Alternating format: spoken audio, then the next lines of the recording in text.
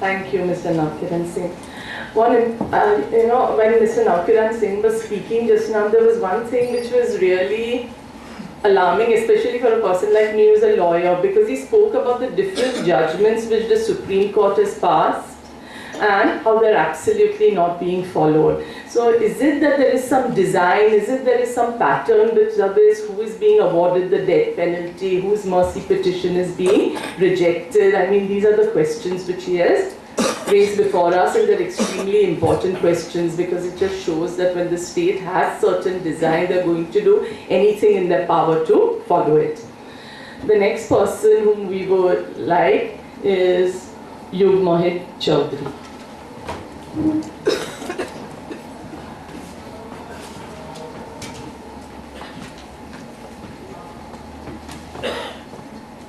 When I was asked to come and speak here, I had prepared a text for this lecture.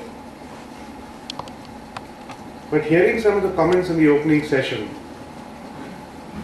terrified me. I'll tell you why. And I'm going to make some prefatory comments, and if I have some time, I'll come back to the set talk I plan to give.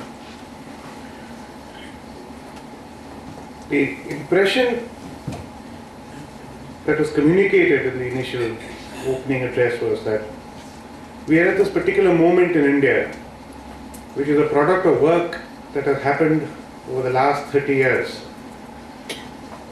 And it's this work and the sustained effort in death penalty that has brought us to this moment where the Supreme Court now commuted 15 death sentences at one go. This is far from the truth. There has been no work done on this area. Almost no work done for the last 30 years. 3 consecutive challenges to the death penalty in the Supreme Court, and Justice Suresh is right when he says that it is the Supreme Court which is the most likely to strike down the death penalty. It's not the legislature, it's not the executive, it's not Parliament. If at all we ever get rid of the death penalty, I think it will probably be through the Supreme Court. 3 consecutive challenges to the death penalty in the Supreme Court were rejected inter alia for the reason that there is no evidence or empirical data supporting the petitioner's claims. The last significant one was in 1980, and the Supreme Court said this again at that time. Today we are in 2014, 30 years later, and we are in exactly the same position. There has been no work, no research, no empirical data collected which can support any kind of argument for the abolition of the death penalty. Who is responsible for this lacuna? Now, as human rights activists and civil libertarians, we like to take pride at this moment where the Supreme Court has commuted 15 death sentences. I'm often congratulated by various people for being part of that effort. I can tell you these congratulations embarrass me. How can you be congratulated for a miracle? It's like lightning striking somewhere. It's as random as that. Each of these cases that have been brought to the Supreme Court and which have now been commuted came as a matter, as an ad hoc, in a completely ad hoc way. There was no sustained work. There was no coordination. There was no organization. All those 15 cases came to me not because I'm some superstar lawyer, because probably I'm the only among the very few who's working on the subject in a sustained way. There was nobody else, and these cases came from all over India. These cases came at the last minute. There were times, and there are lots of lawyers who have helped in this. Colin, Anand, Prabhu, Siddharth. Lots of people came and supported, but again in an ad hoc way. There were times when one particular case, Madan Lal, he was a tribal who killed his 5 daughters because he could not afford to look after them. After killing his 5 daughters, he attempted to commit suicide himself. Nobody knew about Madan Lal. The reason being, many of us actually study Supreme Court judgments and collect and make a list of those who are in imminent danger of execution. Madan Lal did not feature in that list because there was no judgment from the Supreme Court sentencing him to death or upholding the death sentence. His SLP to the Supreme Court had very unusually been dismissed in limine. It had not been admitted, which is completely abnormal. Death appeals to the Supreme Court usually are admitted. And in fact, in Kasab's case, the Supreme Court said that we have admitted this appeal in time-honored fashion. But that time-honored fashion was honored more in the breach in Madan Lal's case. In Madan Lal's case, his SLP was dismissed. The Supreme Court did not even consider it worthy of consideration. Consequently, Madan Lal did not feature in the records maintained by many of us. We had not even heard of him, let alone know that he was in danger. At 6:30 in the evening, Siddharth Sharma happened to see an article in the Times of India on the web edition from Madhya Pradesh, which mentioned that Madan Lal is going to be executed at 7 a.m. in the morning the next day. That was the first time we heard of Madan Lal. This is the state of death penalty campaigning and death penalty preparedness in this country. How can we congratulate ourselves?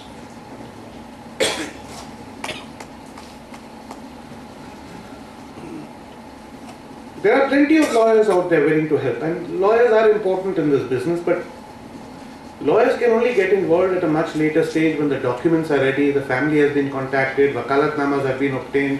Lawyers can draft petitions. But when you don't have documents, when you don't have contact with the family, when you don't have information, what can lawyers do? And you get a call at 6:30 in the evening telling you that somebody is going to be executed at 7 a.m. in the morning.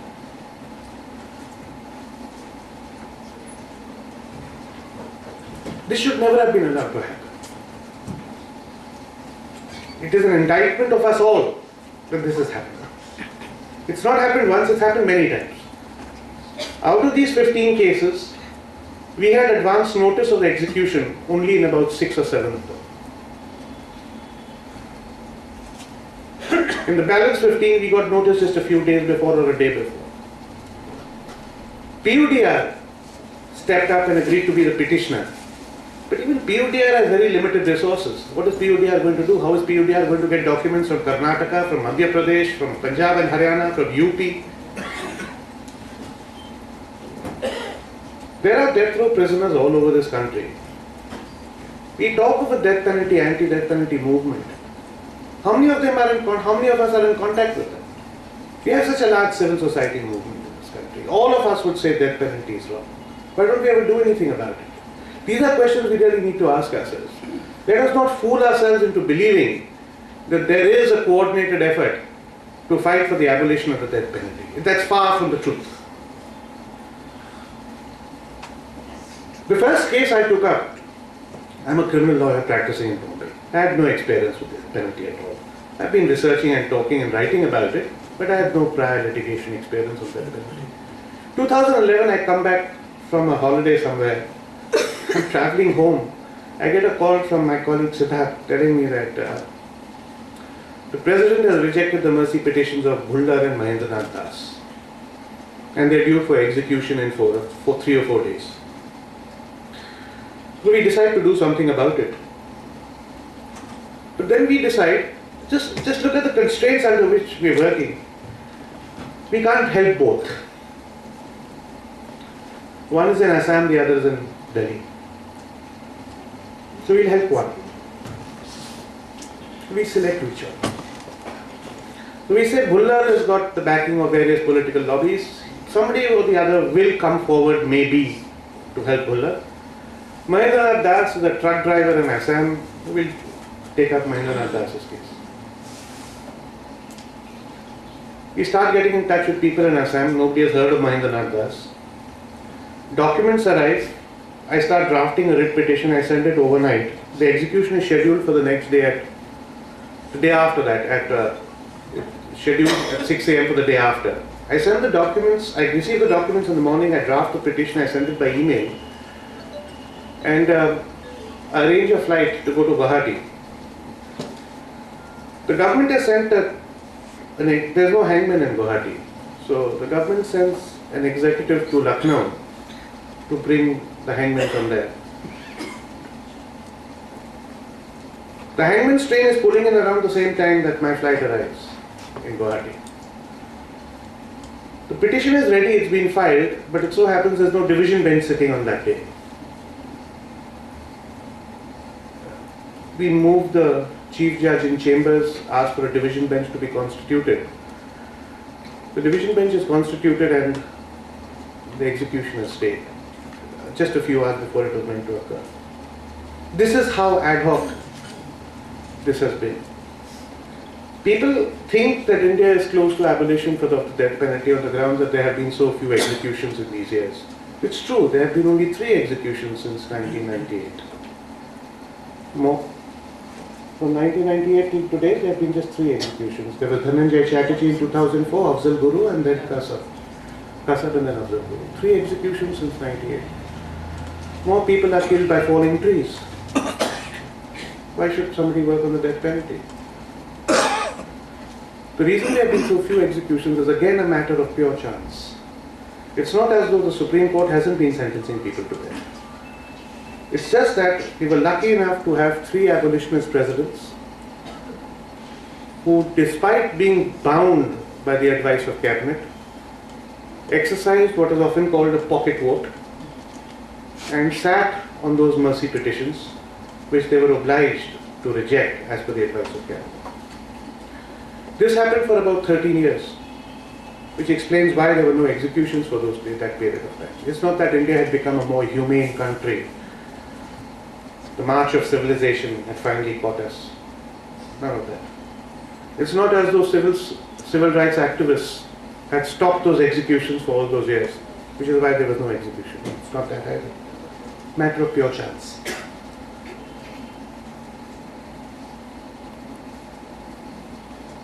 To show you how the death penalty can be used, and increasingly, death penalty, I'm convinced, death penalty has always been a political tool. It's not something, people often think that death penalty is a crime control measure, something to do with law and order. It isn't. It's at its very essence a political weapon which is wielded with political expediency foremost in mind. Let me give you a few examples of this.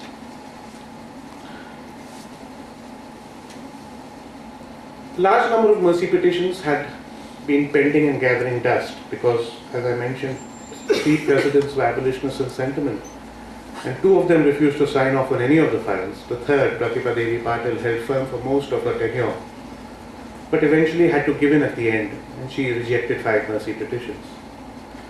The others, she refused. Those she was asked to reject, she refused to reject. She kept them pending. They came up before Pranab Mukherjee. Pranab Mukherjee, on the advice of Sushil Kumar Shinde, Pranab Mukherjee and Sushil Kumar Shinde assumed office in July the same year, 2012. Pranab Mukherjee rejected 20 mercy petitions in his very first year in office. What provoked this en masse rejection? Prior to the Delhi gang raid, there had been only one, which is Kasab. Then we had those agitations in Delhi, and Sushil Kumar Shinde blundered in some comments that he made. He was severely attacked in the press. So he thought he would make good by saying how opposed he is to crimes against women and how he would never ever grant mercy to a death row rapist. He protested too much because most of the women's groups were against the death penalty in the first place, but he probably wouldn't recognize that. When the attacks continued and the criticism of Shinde was unrelenting, Mukherjee, on Shinde's advice, started rejecting mercy petitions. These were cherry-picked. Out of the 20, you have Afzal and Kasab, and then the balance, almost all of them, deal with crimes against women. They were all cherry-picked, taken out of 10, rejected, in order to show that this is a government which is tough on crimes against women.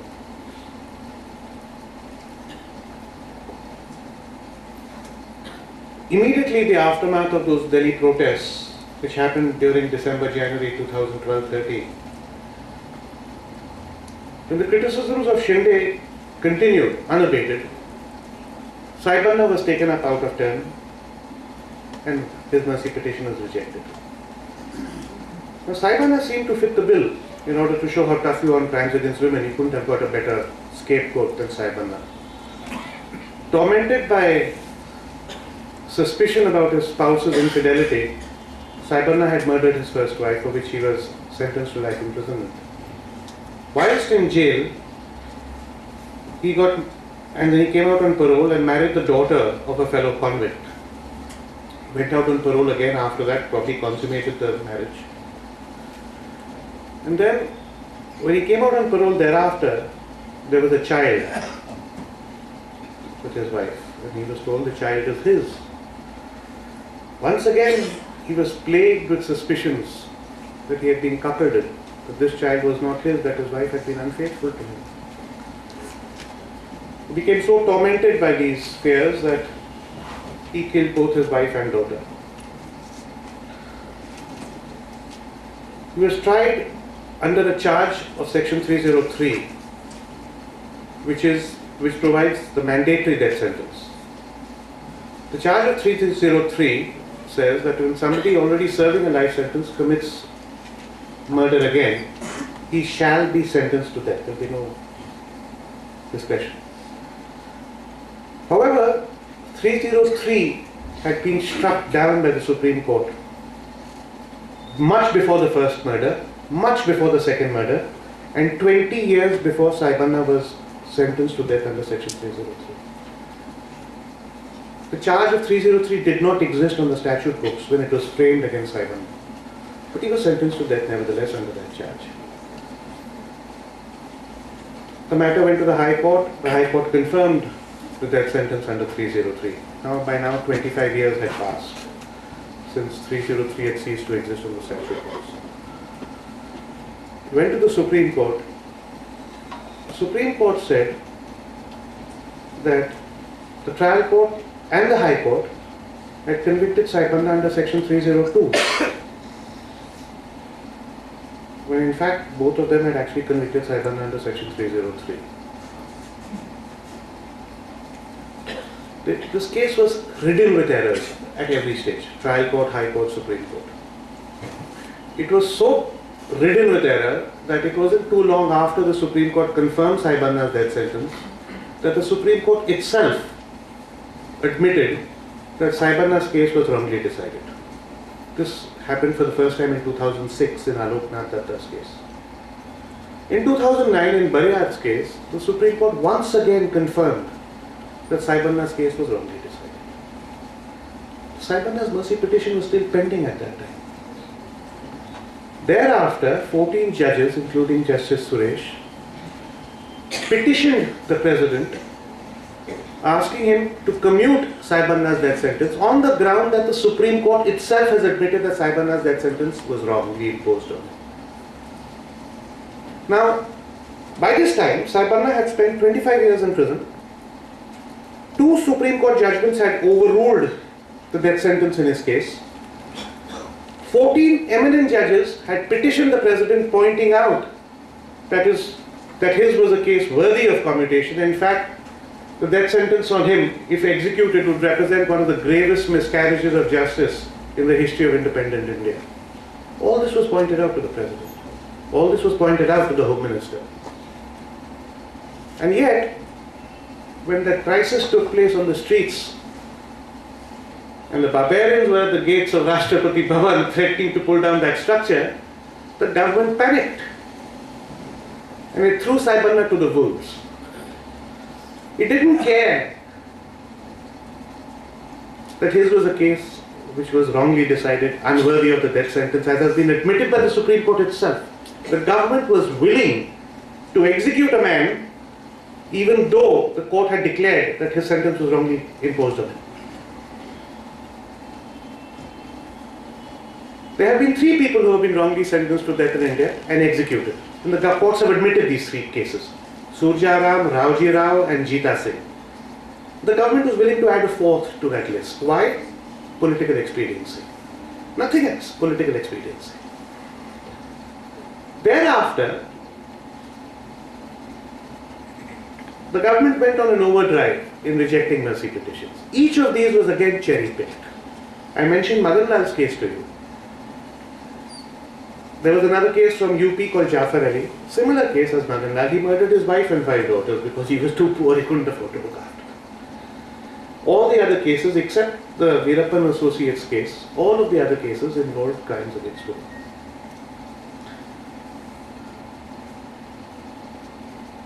The last of the three was Shivu Jadeswamy Shivu and Jadeswamy, who had committed rape and murder, and Madan Lal. These were the last three. Times of India, no opponent to the death penalty, described the rejection of the mercy petition in these three cases as the Nirbhaya effect. I think that should really clarify the issue as to whether the death penalty is a political tool or is it a crime control weapon.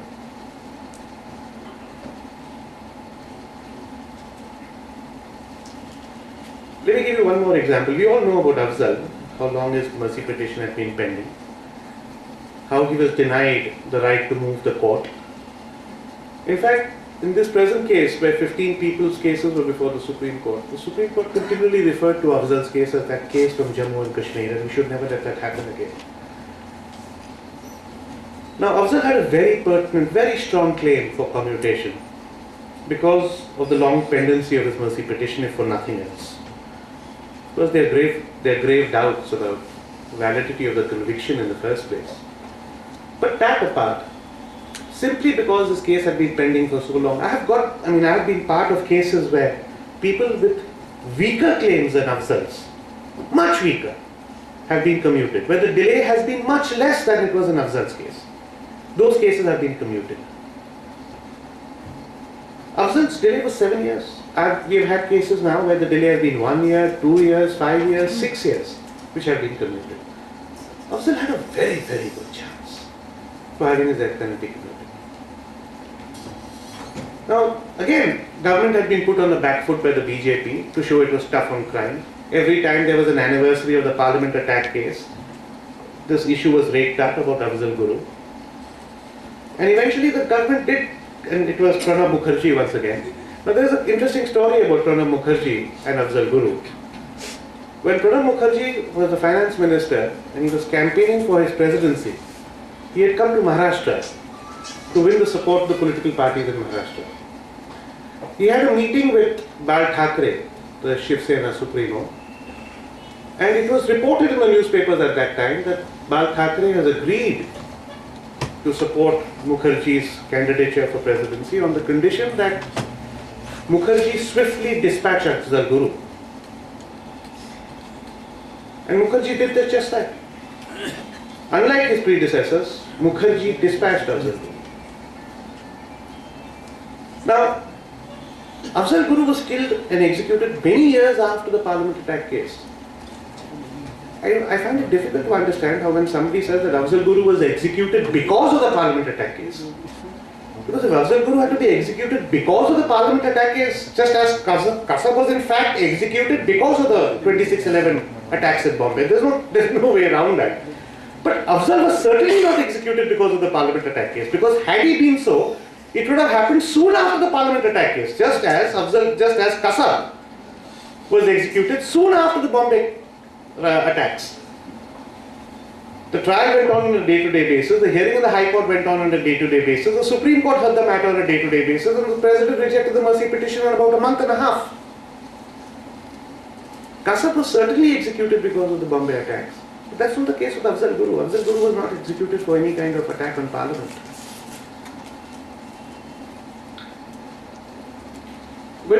According to the rules, when a prisoner makes a mercy petition to the government has to scrutinize the records of the trial court, the High Court and the Supreme Court. That's what the rules say. Every case that we do, when we challenge the rejection of the mercy petition and the imminent execution of the prisoner, the government files a response saying that we have carefully studied the trial court records, the trial court judgment, the High Court judgment, the Supreme Court judgment, and we find this is a case worthy of the death sentence.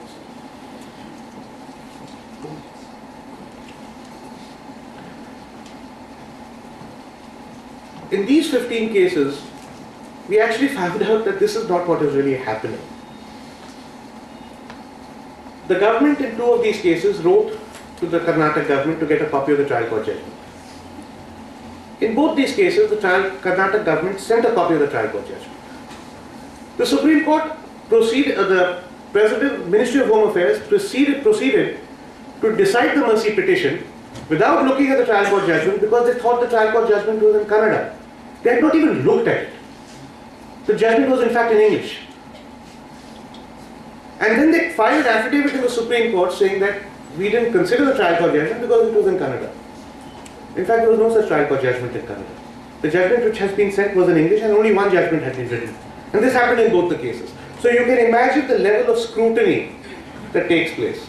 Can we really trust the executive to wield the power of life and death over a person? Let me give you one small other example and I'll wind up. This is the case of Sundar Singh. Sundar Singh killed for no reason 5 of his family members, burnt them to death. He was sentenced to death.